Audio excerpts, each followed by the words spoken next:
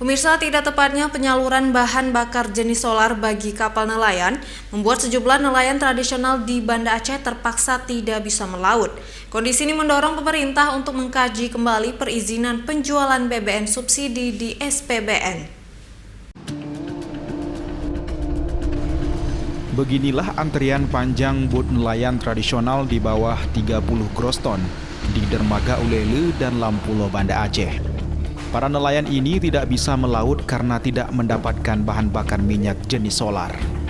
Organisasi Himpunan Wira Swasta Nasional Minyak dan Gas Aceh mengatakan, para nelayan ini tidak bisa mendapatkan minyak karena tidak terdata di Dinas Kelautan Perikanan, sehingga jatah solar bagi mereka dinikmati oleh kapal di atas 30 GT.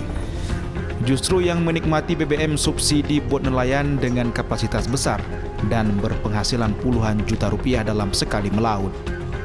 Ketua Hiswana Migas Aceh, Nahrawi Nurdin, meminta DKP Aceh agar bisa mengkaji dan mendata kembali jumlah bot nelayan sehingga subsidi yang diberikan pemerintah bisa tepat sasaran. Pada umumnya tidak terdata, yang bot tetek, yang bot pagi pulang sore tidak terdata.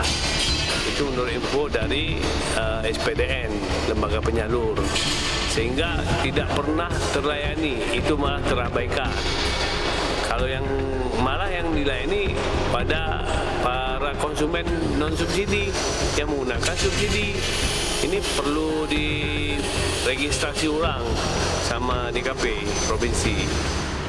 Selain tidak mendapatkan bahan bakar minyak solar, hingga hari ini masih banyak para nelayan di Aceh tidak mendapatkan bantuan BBM yang dikucurkan oleh pemerintah.